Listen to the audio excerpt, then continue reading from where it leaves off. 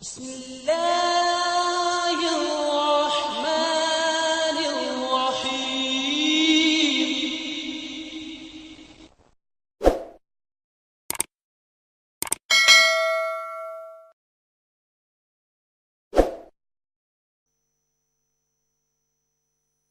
اسلام سے نہ بھاگو، راہ خدا یہی ہے، اے سونے والوں جاگو،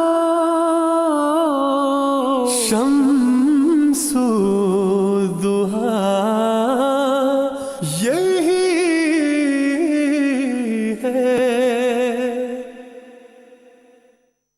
مبشر یار صاحب، بات ہو رہی ہے ختم نبوت کے بارے میں. الزام یہ لگایا جاتا ہے کہ بانی جماعت احمدیہ حضرت مرزا غلام احمد قادیانی علیہ السلام نے گویا خاتم النبیین کا انکار کرنے والے ہیں، اور گویا جماعت احمدیہ نے ختم نبوت پر ڈاکہ ڈال دیا ہے. تو اس بارے میں آپ ہمارے ناظرین کو کچھ بتا دیں. جی میں دونوں بزرگوں کی بات سن رہا تھا. محترم امام صاحب نے بڑے خوبصورت اقتباس مسیح علیہ السلام کے پیش فرمائے ہیں، جس میں یہ صاف انہوں نے بیان کیا ہے کہ کتنا گھنونا اور بڑا الزام ہے، اور الزام کے علاوہ کوئی حقیقت نہیں.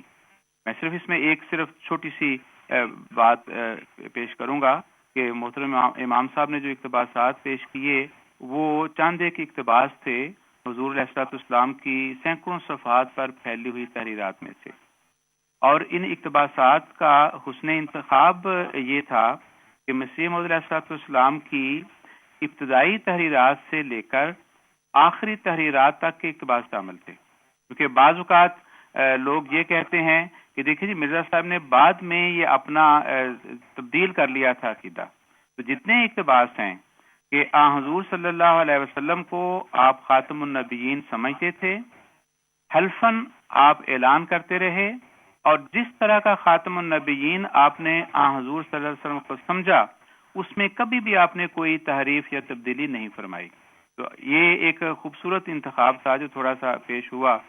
محترم فضل صاحب نے بہت ہی ایک خوبصورت رنگ میں یہ بیان فرمایا ہے کہ ڈاکہ ڈالنے کا جو لفظ استعمال کرتے ہیں یہ مادی چیز تو نہیں تھی نا نبوت کوئی. اور دوسرا ڈاکہ ہوتا کیا ہے کہ بزور بازو کوئی چیز چھینی جاتی ہے، دن دہاڑے طاقت کے زور پر. نبوت حضرت بانی سلسلہ احمدیہ نے کس سے چھینی؟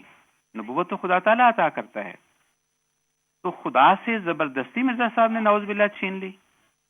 یہاں اگر ایک ڈاکو کوئی ڈاکہ ڈالتا ہے اور وہ تو اسی وقت ہی کوئی نہ کوئی اس سے زیادہ طاقت اور اس کو پکڑ لیتا ہے، اس وقت نہیں تو اگلے دن 2 دن بعد حکومتیں اس کا پیچھا کرتی ہیں اور پکڑ لیتی ہیں. یہاں 138 سال ہو گئے اور خدا تعالیٰ جس کو کسی حکومت کی ضرورت نہیں، کسی طاقت کی ضرورت نہیں، وہ اس کو نہیں پکڑ سکا. قرآن کریم میں اللہ تعالیٰ سورۃ انعام میں بیان فرماتا ہے وَمَنْ أَظْلَمُ مِمَّنِ افْتَرَىٰ عَلَى اللَّهِ كَذِبًا أَوْ كَذَّبَ بِآيَاتِهِ إِنَّهُ لَا يُفْلِحُ الظَّالِمُونَ. کہ سب سے بڑا افطرا خدا تعالیٰ پر ہوتا ہے، سب سے بڑا ظلم جو ہے وہ خدا تعالیٰ پر افطرا کرنا ہے، جھوٹا افطرا. تو نعوذ باللہ اگر حضرت مسیح موعود علیہ السلام نے یہ افطرا کیا تھا، یہ ڈاکہ ڈالا تھا، اللہ تعالیٰ فرماتا ہے لا یفلح الظالمون، یاد رکھو کہ یہ ظالم کبھی کامیاب نہیں ہوں گے. تو 138 سال ہو گئے. قادیان سے وہ آواز نکل کے ہندوستان پاکستان سے بڑھ کر آگے ساری دنیا میں پھیل گئی. تو یہ جو تائیدی فعلی شہادت ہے اللہ تعالیٰ کی تائید کی، یہ بتا رہی ہے کہ ظالم بہرحال یہ نہیں تھے. جماعت احمدیہ ظالم نہیں ہے، ظالم وہ ہے جو ناکام سے ناکام ہوتا چلا جا رہا ہے. آخری بات میں یہاں عرض کروں گا کہ خدا تعالیٰ کو اپنے پیاروں کی بڑی غیرت ہوتی ہے. حضور صلی اللہ علیہ وسلم کی نبوت پہ ہاتھ ڈالنا کوئی معمولی بات نہیں ہے. خدا تعالیٰ کو سب سے زیادہ پیار حضور صلی اللہ علیہ وسلم اور آپ کی نبوت سے تھا.